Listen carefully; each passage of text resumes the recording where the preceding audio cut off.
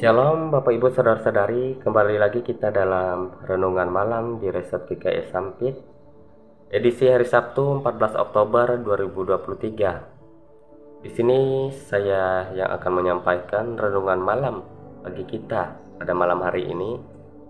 Saya Kristomas Nataleo sebagai tenaga kerja sukarela di Resort GKI Sampit. Nah, untuk renungan kita pada malam hari ini diambil dari Yesaya pasal yang ke-24 ayat yang ke-17 hingga ayat yang ke-23 dan perikop bumi dihancurkan. Jadi Bapak Ibu, saudara-saudari, di sini saya tidak akan membacakan semua ayatnya, tetapi saya akan membacakan 2 ayat saja, yaitu dari ayat yang ke-21 hingga ayat yang ke-22. Demikian bunyi firman Tuhan. Maka pada hari itu Tuhan akan menghukum tentara langit di langit dan raja-raja bumi di atas bumi. Mereka akan dikumpulkan bersama-sama seperti tahanan, dimasukkan dalam liang. Mereka akan dimasukkan dalam penjara dan akan dihukum sesudah waktu yang lama. Amin untuk pembacaan firman Tuhan. Bapak Ibu, saudara-saudari yang dikasihi dalam Tuhan, Yesaya pasal yang ke-24 hingga pasal yang ke-27 dikenal sebagai Yesaya apokaliptik. Apokaliptik berasal dari kata apo dan kalupso dalam bahasa Yunani yang berarti mengungkapkan atau menyingkapkan sesuatu yang akan terjadi. Dalam Yesaya 24 ini menggambarkan penglihatan dalam masa depan. Melalui tulisan apokaliptik ini akan dijelaskan penghakiman Tuhan atas seluruh dunia karena dosa yang mereka perbuat. Bapak Ibu, saudara-saudari, secara umum kita memahami bahwa kiamat adalah sebagai hari dari akhir zaman. Dalam pikiran kita, mungkin kita berpikir bahwa kiamat merupakan akhir dari kehidupan manusia di muka bumi ini, Bapak Ibu. Dan kiamat sering digambarkan bahwa seisi dunia hancur. Mungkin ada yang berpikir bahwa bumi ini akan dilanda bencana alam yang sangat ekstrim, sehingga bumi hancur dan segala yang ada di atas bumi ini binasa, Bapak Ibu. Dalam ayat yang ke-21, Tuhan menghukum tentara langit dan raja-raja di bumi. Karena kita tahu bahwa Bapak Ibu, tidak ada satupun kuasa atau kedudukan yang ada pada kita yang dapat menandingi kuasa dari Tuhan. Semua akan dihukum, bahkan dengan kekuasaan kita di dalam dunia ini, kita tidak mampu untuk menandingi kuasa dari Tuhan yang adalah pencipta langit dan bumi dan segala yang ada di dalam dunia ini, Bapak Ibu. Jadi di sini apakah yang dimaksud Tuhan dengan penghukuman ini, Bapak Ibu? Jadi kedaulatan Tuhan atas dunia ini, bahwa hanya Dia sajalah yang layak untuk dipuji dan disembah. Sehingga meski ada penghukuman, maka di situ akan selalu ada juga pengharapan bagi kita manusia di dalam dunia ini. Tuhan menunjukkan bahwa keadilannya tidak dapat dipermainkan, Bapak Ibu.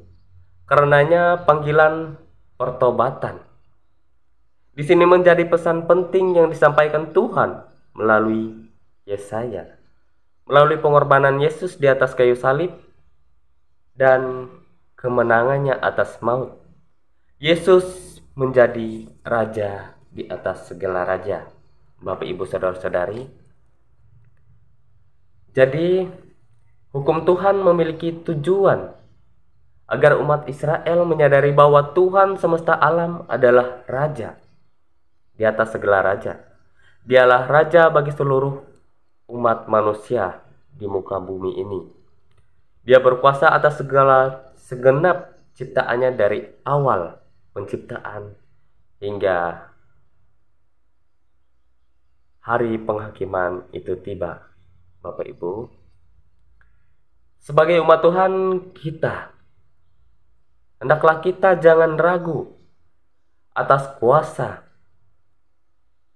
Tuhan yang ada di dalam kehidupan kita. Hukum Tuhan juga mengingatkan kita bahwa Dialah Raja di atas segala raja dalam kehidupan kita.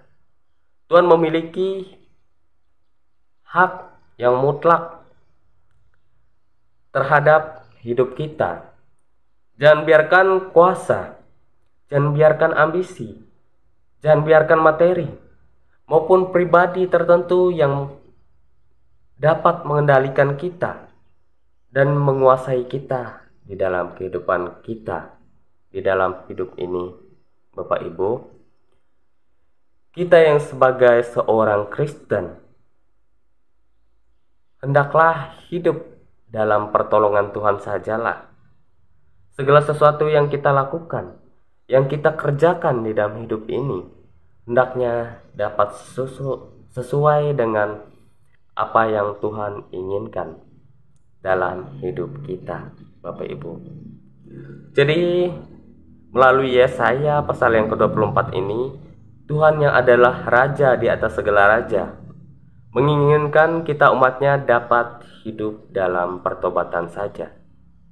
Karena di dalam Yesus Kristus kita yang telah diselamatkan dari dosa-dosa yang telah kita perbuat, dari kesalahan-kesalahan yang telah kita perbuat, Bapak Ibu, di dalam hidup ini.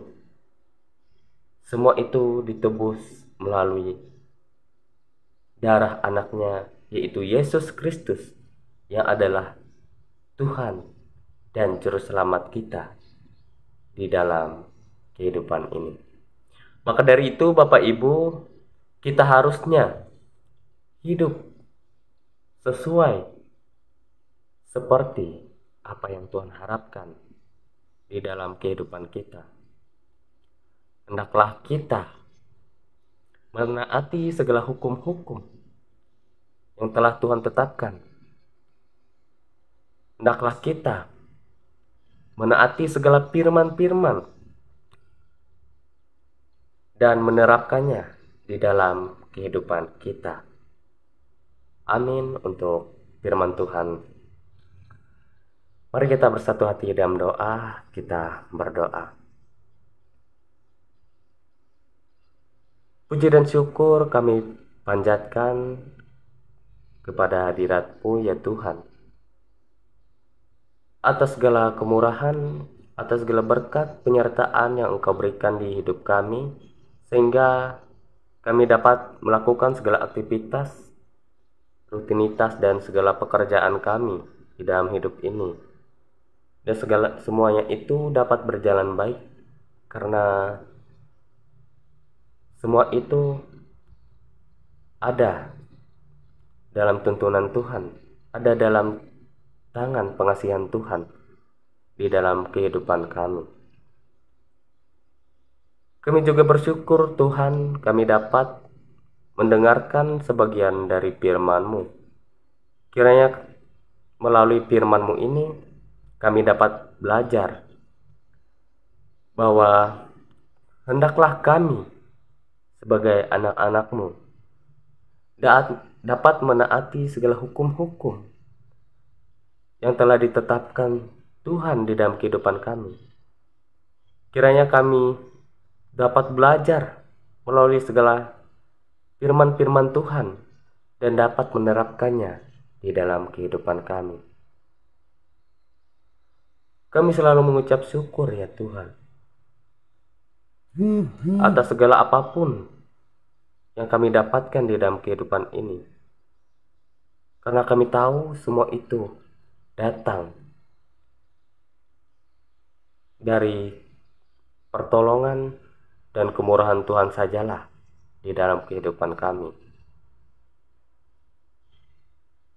Memang kami sebagai anak-anak-Mu ya Tuhan, kami sering melakukan dosa-dosa, kami sering melakukan pelanggaran.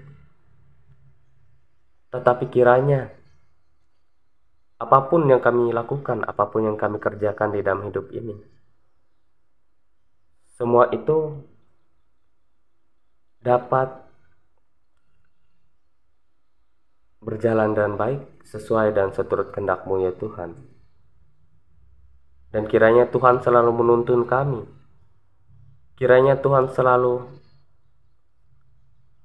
menjaga, melindungi kami, agar kami tidak jatuh ke dalam dosa-dosa yang mungkin akan menjauhkan kami daripada Tuhan.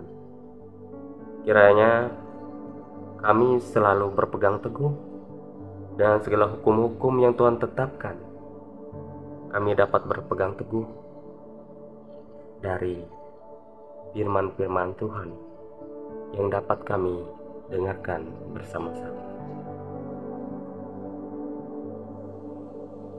Inilah doa dan suruhan kami ya Tuhan. Di dalam anak-Mu Yesus Kristus kami berdoa dan selalu mengucap syukur. Amin.